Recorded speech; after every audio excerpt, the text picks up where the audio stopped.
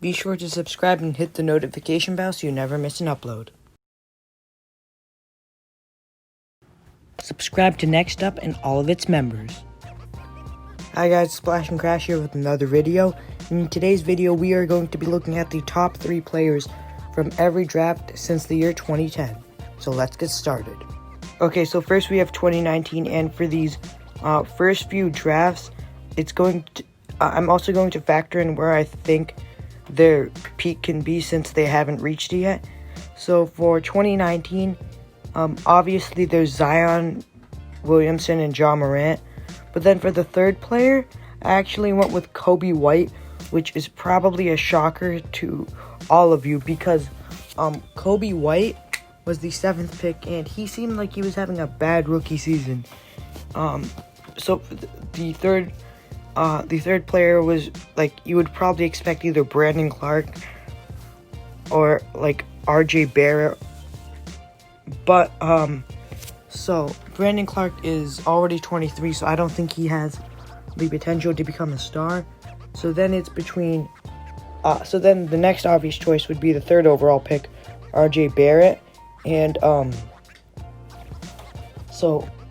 but Coby White in these past 3 games, and I know that's a small sample size, but he's averaging 34 points a game, and as a rookie, he had 3 straight games with 30 points. That is incredible. And overall in the month of February, he averaged 17 points a game, and I think he can become a star in this league. Obviously, they're just rookies, so RJ Barrett being incredibly inefficient might just be because of that.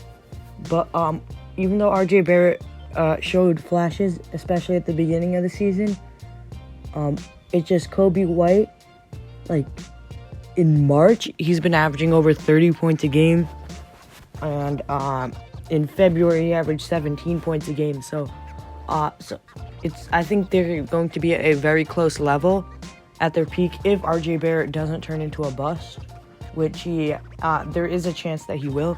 But if RJ Barrett reaches his potential, I think they will be very similar players.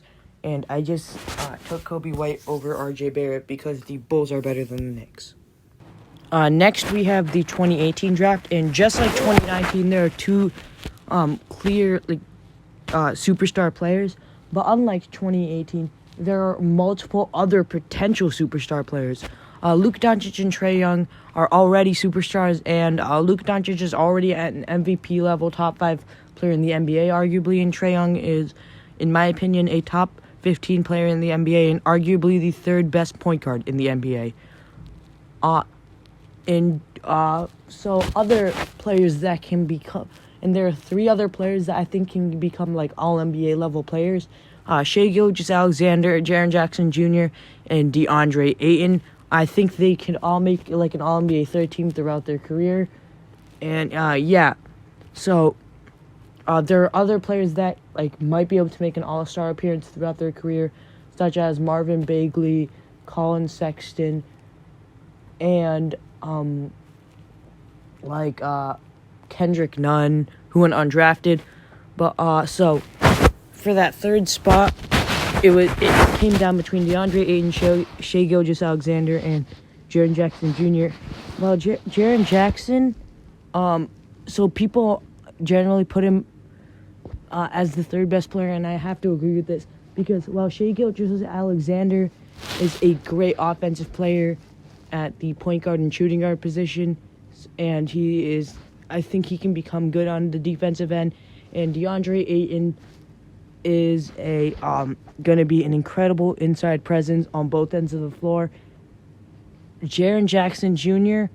is only 20 because since he reclassified, he is a year younger than every other player in this class. So, age-wise, this should technically be his rookie season, and he's averaging 17 and 5, as well as 3 to 4 assists per game, which is really good for a big man. He's also been absolutely incredible on the defensive end, and he has been an absolute sharpshooter for a big man. Jaren Jackson Jr., like his defense, he's going to be a defensive player of the year candidate in his prime. He is also really good on offense, plus having an incredible playmaker in John Morant aside him. I don't think that DeAndre Ayton or Shai Gilgeous-Alexander are going to be better than Jaren Jackson Jr. But I wouldn't be mad if you had either of them over him. This next draft class, 2017, this one was pretty obvious. There are 3 players who made the All-Star team in this class, and they all made their first All-Star appearance this season. They are Jason Tatum, Donovan Mitchell, and Bam Adebayo. Bam Adebayo wasn't really a star until this season because he came off the bench behind Hassan Whiteside. Jason Tatum and Donovan Mitchell, everyone knew they were going to be stars, and this season, Jason Tatum, in February, he turned into a superstar. There's no other real competition in this class because all of them are just okay. Maybe they could start on a bad team level players. Markelle Fultz seems like he could be a star, and Lonzo Ball might make an all-star team here or there. Markelle Fultz, I don't think he's going to be the level people thought he was, a James Harden level. I think he could maybe be Eric, this is talent-wise, Eric Bledsoe, Fred VanVleet, a really good starting point guard caliber, but not star level. Lonzo Ball, I think he's going to be what we thought Ricky Rubio was going to be. I think Lonzo Ball is going to be close to that because of his size and defense. I know that's a high peak, but I think Lonzo Ball will make a few All-Star teams. But that being said, those guys have nothing on these 3, and this one was definitely super obvious. Next we have 2016 with Pascal Siakam, Ben Simmons, and Brandon Ingram. I almost had Jaylen Brown in, which would have made this the first time in this video where the top 3 picks were the 3 best players in the draft. But then I completely forgot that arguably the best player in this draft, Pascal Siakam, went number 27. And so this class has 3 different all-star players and another near all-star in Jaylen Brown. When this draft first happened, in the first year, everyone thought this was going to be a bad draft, 2013 level draft, because Malcolm Brogdon won Rookie of the Year, and Malcolm Brogdon has turned out into a good player, but he had a underwhelming rookie season and one of the worst Rookie of the Year seasons of all time because he only averaged 10 points a game. That's good for a rookie, but it's definitely not Rookie of the Year level. But this class has turned out pretty well with a lot of the players from that class breaking out this year. So for stars, you have Pascal Siakam, Ben Simmons, Brandon Ingram, as well as Jaylen Brown, Jamal Murray, and Buddy Hield's going to be a near star. Oh, also, I'm pretty sure Domantas Sabonis was in this draft. So this draft is turning out to be really solid. So Domantas Sabonis has an all-star appearance, but I wouldn't call him a star. But this class, other than me forgetting about Pascal Siakam, once I remembered Pascal Siakam, this one was pretty obvious. These 3 players are going to all be superstar players. And let's get on to the next one. Next, we have 2015, and this one was a bit less obvious due to there being 4, true star-level players or players that can become stars in Kristaps Porzingis, Devin Booker, Karl-Anthony Towns, and D'Angelo Russell. Karl-Anthony Towns is clearly the best player in this draft, but then you get into, a 3-way kind of crossroads between Kristaps Porzingis, Devin Booker, and D'Angelo Russell. Before this year, Kristaps Porzingis was easily considered number 2 in this class due to him basically being Dirk but much more athletic and really good on defense. Obviously, everything that Dirk did well scaled down, but like those were the comparisons that he was getting. He's also taller and a better ball handler than Dirk. And so Kristaps, but he's regressed a bit after that injury. It looks like he will be getting back into his form, so I had to put him on here. And then between Devin Booker and D'Angelo Russell, while they're both horrible defenders, D'Angelo Russell is worse and Devin Booker is, well, less worse, but he's still really bad. But Devin Booker and D'Angelo Russell, both of them, their biggest things that they've have going for them is scoring, and Devin Booker is just a better scorer, so I have Devin Booker above D'Lo. Next, we have 2014, and this class is kind of like 2017 in that the top two picks both were projected to become superstars, but are definitely not going to become superstars.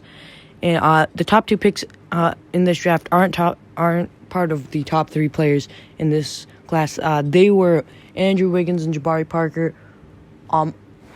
This one was pretty weird because up until 2017, no one really realized who the top players in this draft were. Everyone was just going Jabari Parker, Andrew Wiggins, because I think 2017 was the season Jabari Parker averaged 20 a game and was an incredible young third option next to Giannis and Chris Middleton, and at times he was the number 2 option instead of Chris Middleton. Then Andrew Wiggins, until the Jimmy Butler trade, people thought he was still on track to be the Maple Jordan superstar, best player in the league level player. And Zach LaVine was decent, but he didn't really become a star until 2018. Then Jokic started starting over Nurkic, and Jokic turned into a star. And Embiid, after missing 2 seasons due to injury, he proved all of the doubters wrong and became a superstar. And Zach LaVine turned into an incredible scorer, not just a dunker. He's been an incredible three-point shooter and just all-around offensive player, and show the world that the Bulls won the Jimmy Butler trade by a landslide. So the perception of this draft has changed a lot in the past few years due to the original top 2 players completely falling off, or not completely falling off, but showing us that they couldn't reach their potential. Jabari Parker due to injuries, Wiggins due to just his mentality. He just doesn't have the mentality to be like a Kobe or MJ type player. And also Jokic proving that he's one of the biggest steals of all time, being picked in the 40s while he is a point center that could shoot the three-pointer. And he's also way slimmer now, so he might become an MVP level player. And Joel Embiid, who is probably going to be the most dominant player at the center position if he can stay healthy. And Zach LaVine, who is going to turn into one of the best scorers in the NBA. Next, we have 2013, which is considered one of the weakest drafts of all time and definitely the weakest draft in the past decade. But ironically, it has arguably the best player in the NBA and who I consider the best player in the NBA, Giannis Antetokounmpo. It also has a few other star-level players in Rudy Gobert, Victor Oladipo, and C.J. McCollum. I put Rudy Gobert here because obviously he's better than C.J. McCollum, and Victor Oladipo, I think he has fallen off a bit due to this season.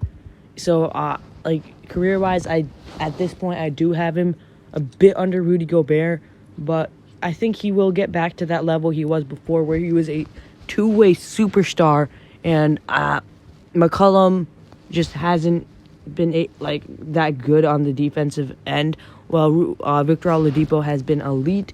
So I have Oladipo above McCollum. Overall, even though this draft is so weak, there are still a few stars, including an MVP. And Giannis Antetokounmpo isn't just going to be an MVP. Some people already have him in their top 30 all time. So by the end of his career, he might be in the GOAT conversation. Next, we have the 2012 draft, which is turning out to be a very good draft, even though there are a bunch of busts in the top few picks. So I have Anthony Davis, Damian Lillard, and Bradley Beal. AD and Damian Lillard, that's pretty obvious. Now for the third player, Bradley Beal. Now this is where it gets interesting because Bradley Beal is obvious. Talent-wise, Bradley Beal is far and away the third best player in this draft. But Draymond Green was also in this draft, and this depends on how much you value Draymond. Draymond is a team player. He makes the players around him better, but he isn't that great individually. And it's a very hard decision. Do you take Draymond's accolades and his intangibles over Bradley Beal's pure talent? In this situation, I'm going with Bradley Beal, but Draymond isn't far off. Honorable mention to Andre Drummond, who is a two-time All-Star. Next up, we have a draft class which is so stacked it doesn't even make any sense.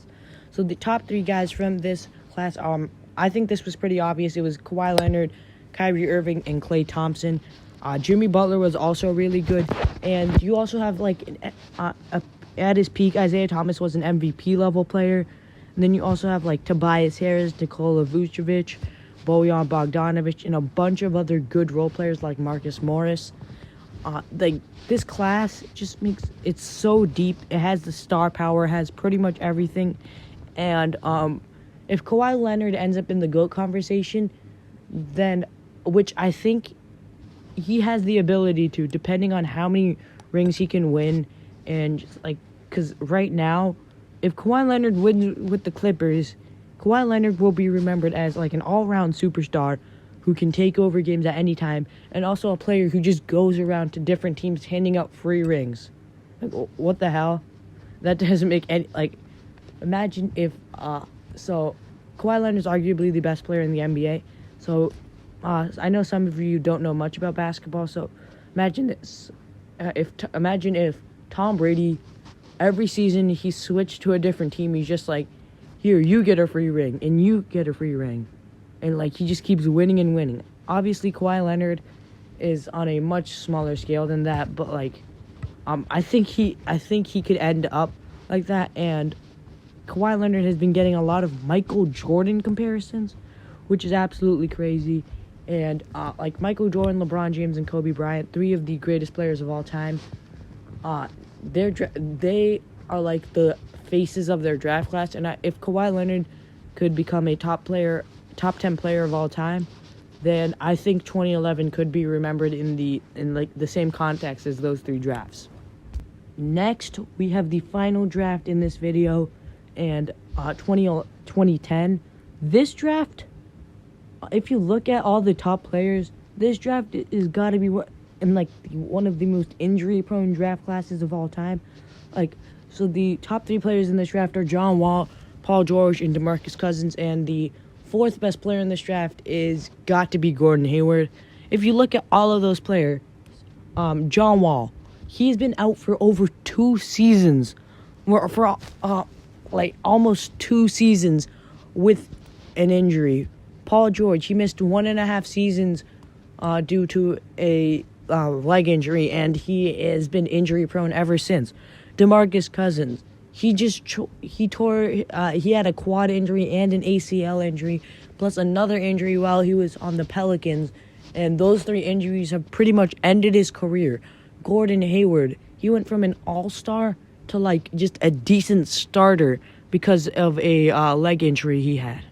All these players have been super injury prone, and the best player in this class has got to be Paul George. But so I think it's so confusing how these players were injury prone. But overall, I think this was a pretty easy draft to pick the top 3 out of, because Gordon Hayward isn't really on the superstar level like the other guys. Anyways, that's it for the video. Don't forget to subscribe, like, and comment down below what you think I should do next in my next video. And also, don't forget to hit the notification bell so you never miss an upload. Anyways, that's it for the video. Bye.